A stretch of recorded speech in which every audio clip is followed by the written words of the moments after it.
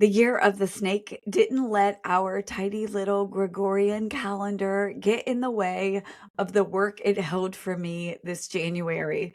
It's like, December, no, you're not done, sister. As I layered on more and more clothes to try to stay warm, I was shedding so much. And I have shared pieces of that messy walk of releasing identity. But there was an even messier, if you can imagine, release that was happening underneath that I haven't been ready to name or to share until now.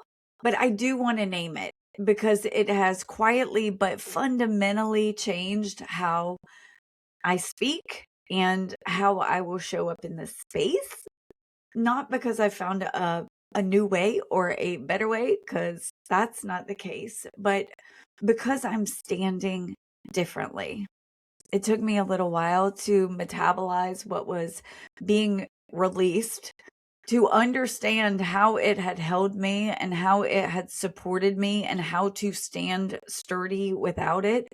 And what I have come to see is that just as religion once braced me, much of what I knew and held as absolute within spiritual frameworks braced me as well. And I want to say this, that's okay. There was grief in realizing all of that, and there was fits of questioning and frustration, and I'd say anger, and maybe moments of disorientation. But I can also see now that those braces supported my movement while something underneath was still healing.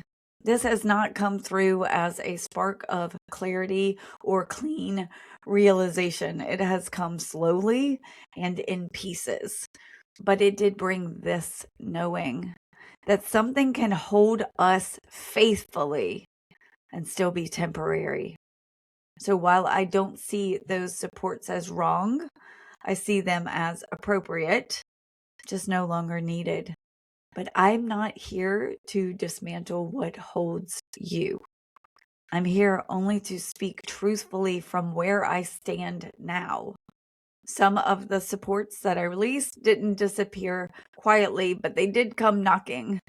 It was kind of like a gentle tap. You know, when you are playing Jenga and you want to test a piece in the game and you apply just enough pressure to say, is this still load bearing? That's how some of these beliefs came forward. And what surprised me was that nothing was asking to be torn down. There was no urgency. There was no command, no sense of, you must let this go now.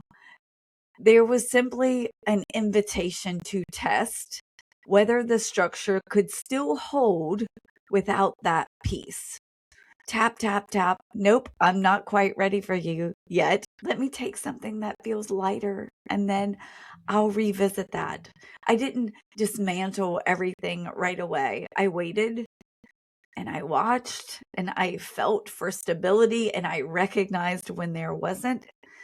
Because if the tower couldn't stand without it, the piece still belonged.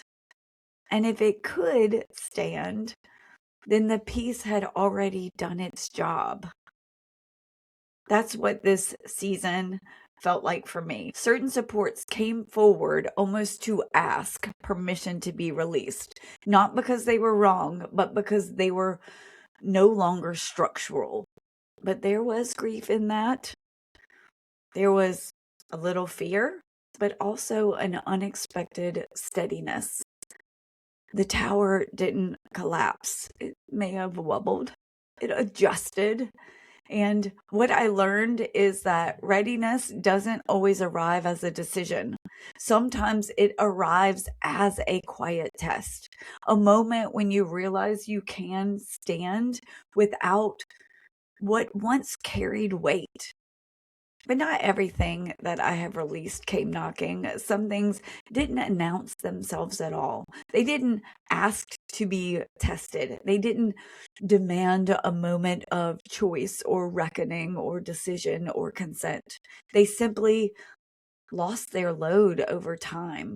This kind of release is even quieter. It doesn't come with language or insight. It's more like a gradual disintegration, not in the dramatic or destructive way, but in the way that something slowly returns to the soil.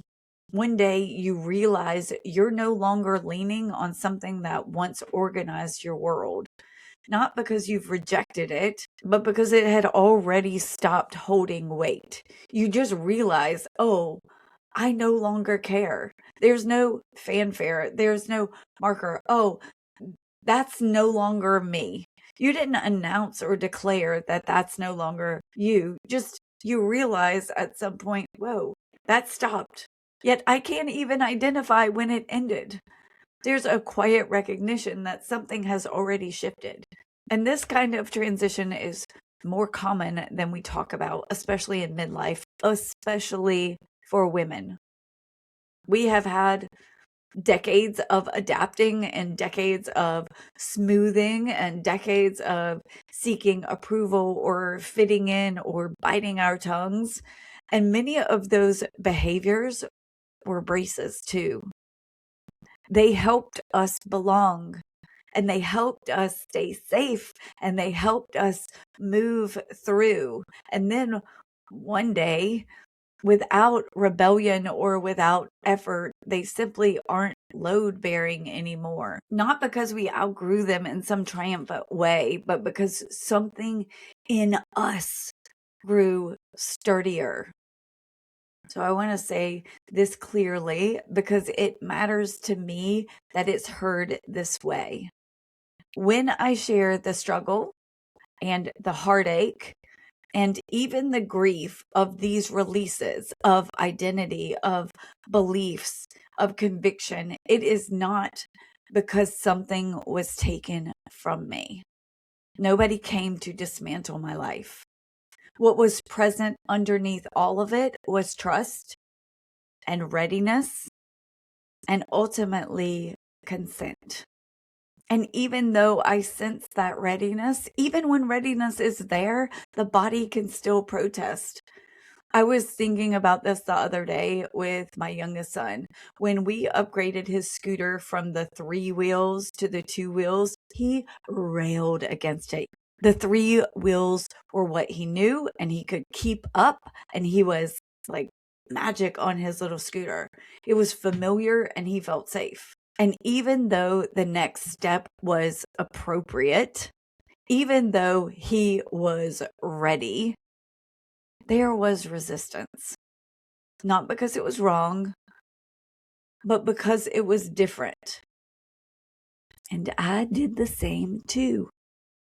I've railed. I've been railing against change, against the loss of what was familiar, against the wobble of standing differently. But in both cases, no one was pushed, no one was forced. And then in time, he and I both got up. I got on my feet, he got on his wheels, and we moved forward.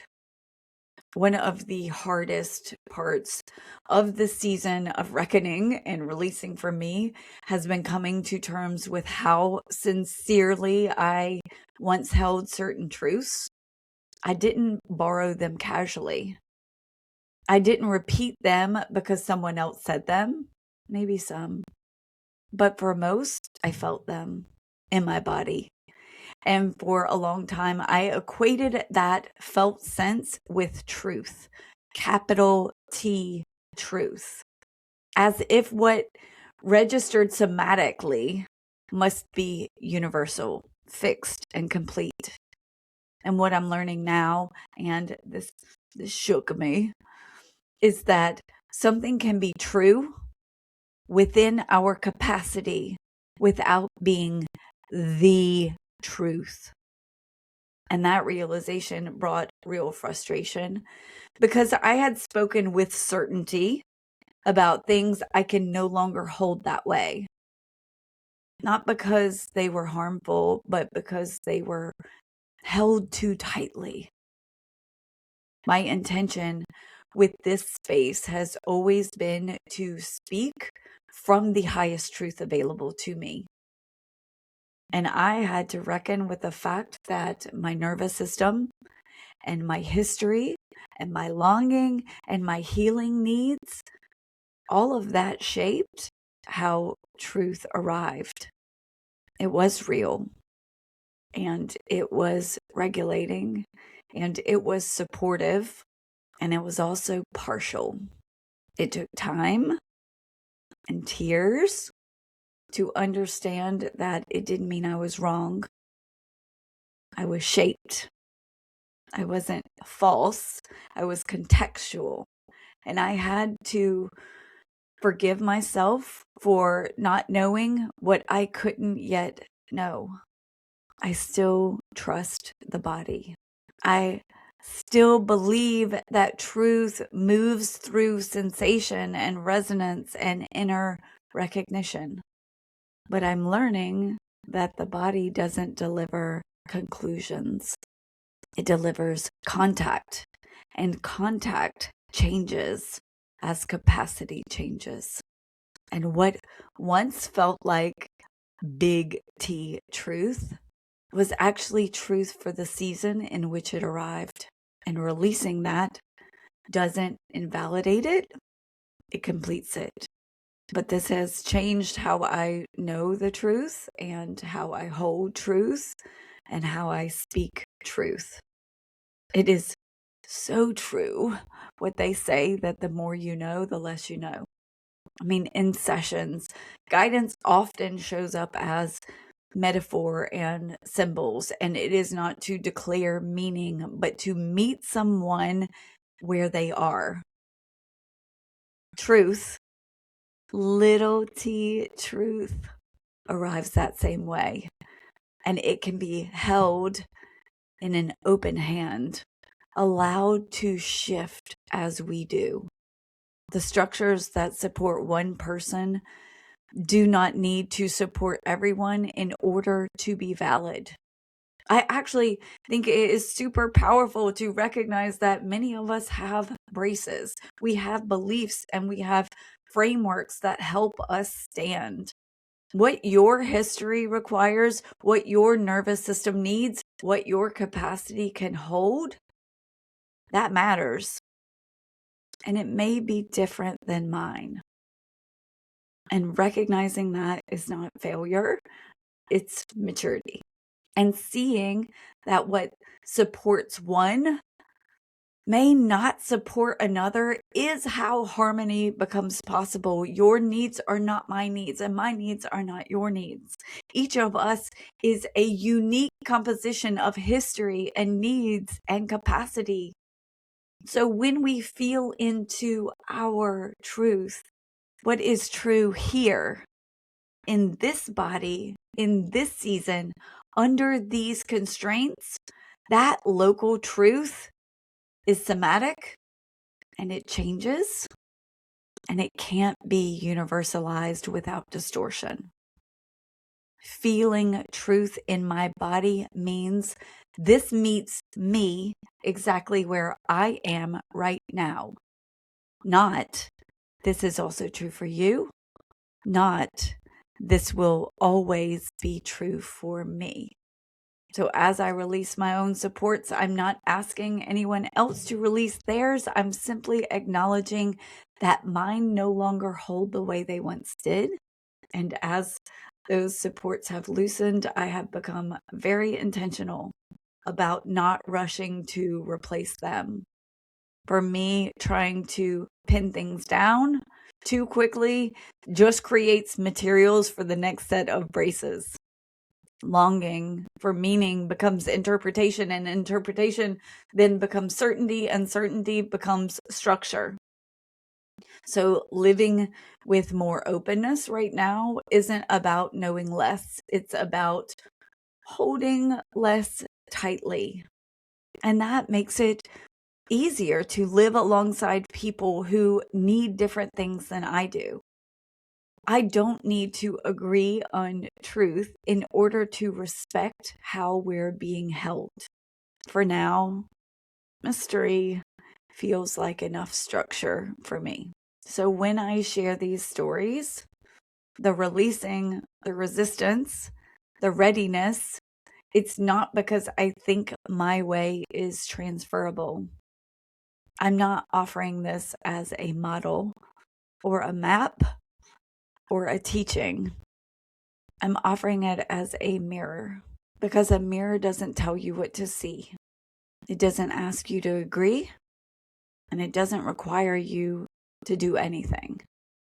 It simply reflects, and something in you recognizes itself or it doesn't. And both of those are information. If something in my walk stirs recognition, a pattern, a grief, a quiet relief, a moment of readiness, you already know what to do with that. Not because I explained it, but because your own life is speaking. And if nothing resonates, that doesn't mean that you're missing something. It may simply mean you're being held by something that still fits. I don't need you to be where I am. I trust where you are. Before Avalon, I received a message I didn't fully understand at the time. The scribe becomes the scroll. And only recently has that truly landed. I'm no longer here to scribe meaning, to define it, to package it, or to hand it over. I'm learning to be the scroll itself, to walk out loud, to let what's shaping me be visible without asking it to become instruction. What I trust now is recognition. That quiet moment when something lands, not because it was taught, but because it was already known. So I'll keep sharing what's stirring, not as answers, but as presence. And I'll trust whatever is meant to meet you will do so in its own timing through your own life in a way that fits you best. I had a beautiful walk with Magdalene this past year and through the Magdalene transmissions. And what was asked of me was not to learn her story, but to see myself in it, to see how it was showing up in my life. So that's what I will ask of this podcast going forward, and what I hope I shared briefly with the novels last week is how you find yourself in the story. Now, it's tricky to do without giving away the books, but how can you listen to my story and see how it relates to yours? I won't teach you. I'm not going to package it for you because I trust you. To see what is there, I'll just keep sharing and trusting. And for this season, that feels like enough. Enough structure, enough trust, enough ground to keep walking. So thank you for being here with me, for being my companion on this walk. I love you. See you next week.